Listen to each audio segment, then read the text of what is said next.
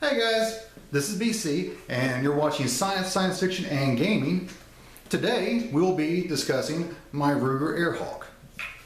It's a 177 caliber pellet break barrel Springer action. Bought it several years ago and had an issue with it where I leaned it up against a wall. It fell over because I'm an idiot. And I ended up breaking my really nice fiber optic sight. So what I'm going to do is repair that, because at the time, several years ago, I decided, you know what, I'm just going to slap a scope on the sucker and be good enough with it. And that worked okay. But unfortunately, Springer type break barrel actions are very hard on scopes. Number one, lots of vibration can dismantle the niceness of scopes. Number two, when you cock and or return in different variations of strength, that can change your point of impact. So can variation in temperature. So if you're outside, if it's rainy, if it's really hot outside, whatever, change your point of impact. Now the beauty with irons on these is that you got your front sight, you got your rear sight, they are all going to be on the barrel, versus the scope is on a receiver. So when the variations happen in the barrel, that's not going to be translated to your scope, but will be translated to your iron sights.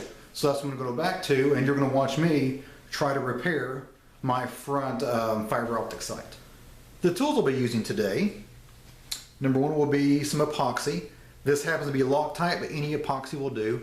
I prefer epoxies just because it's really good to stick other pieces of plastic together.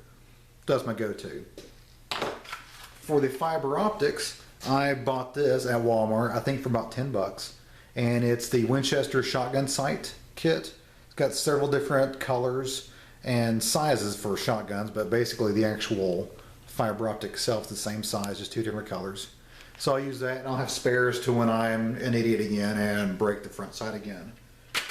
And when you're using epoxy or any kind of glues, you want to remove all the oils from it, from your parts. And I've always used brake clean for that. This is really good. This is to clean brakes, alcohol based. Cleans up all the grease. It's really easy to use. You just spray it, let it dry, and you're good to go. Alright, first we got the front sight. We want to go ahead and clean that off. So I'm just going to spray and let it dry. Now while that is drying, I want to go ahead and undo one of these shotgun sights. And it looks like it's going to be pretty easy to do. Here's just metal clips actually, and the fiber optic is actually just inside there. So let me find my pliers. Oh wait, oh, I don't even need pliers. With my extremely strong man hands, I'm able just to pull that out. Well, I almost had it. So close, there we go, yay! Alrighty, well that will be my fiber optic right there. Now we're just going to spray out some epoxy. And you want, just follow directions. It's going to be equal parts. I don't need that much, actually I overdid that. And pull it back a little bit to keep it from leaking later. You put the nozzle back on. And you grab, I'm just going to use a matchstick that I've got laying around. Just mix her up, and you got about 5 minutes of work time with that. I'm just going to just dab a little bit on there. And I actually forgot to cut this to an appropriate length. I need about half that. I jumped the gun on camera. Is that going to do it? There we go. That's about right, about half of that.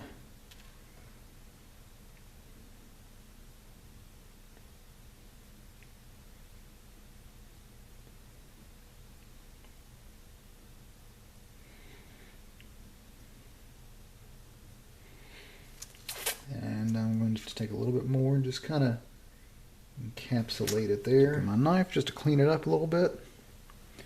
I think that will work quite well, so I'm going to just let that dry. Alright, well, it has been 24 hours. The epoxy has fully cured, and you can see that's on there pretty well. Looks pretty decent. So I will be leading you through the removal of the scope and the replacing it with the factory sights. And first thing, of course, what you do is make sure that the spring is still under tension, so it has not been cocked. And I visually inspect to make sure that it is still unloaded. Now here we have a close-up of the rear of the barrel where the rear sight lives. There's the rear sight that I saved when I took off, and it is attached by 2 screws, one Phillips head screwdriver and one adjustable screw that you use to also adjust the height.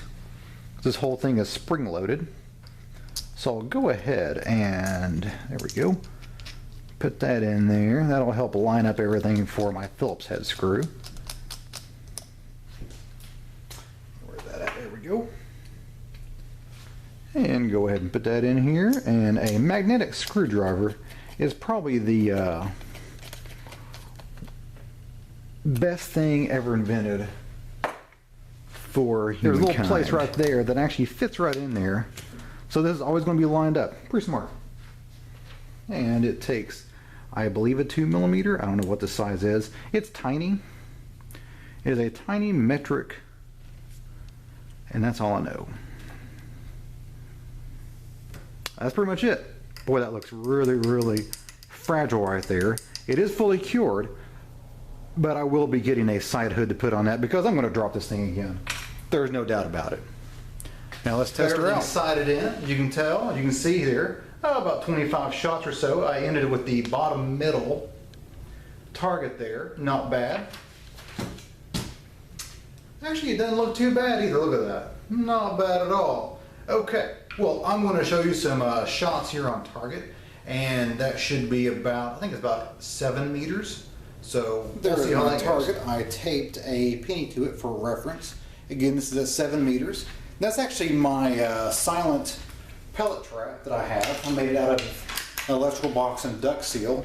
I'll show you how to do that sometime in another video. Going back to 7 meters, basically outside of my garage.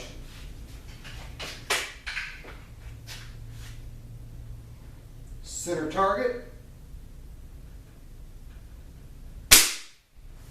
That's pretty nice right there. Let's see if I can duplicate that.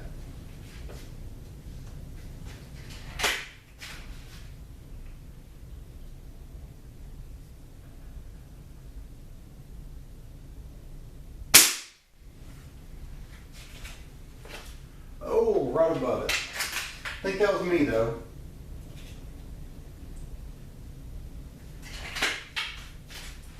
Try that one more time.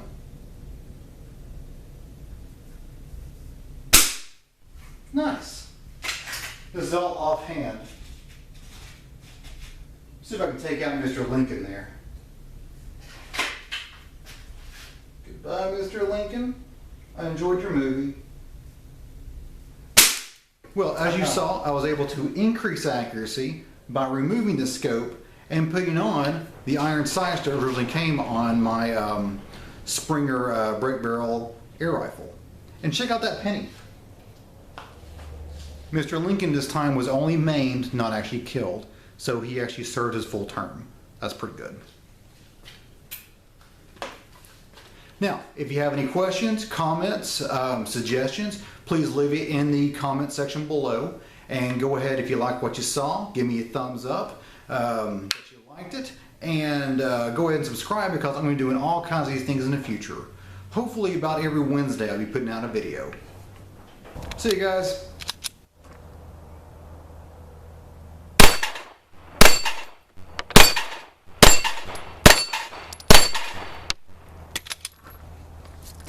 That's what it's done.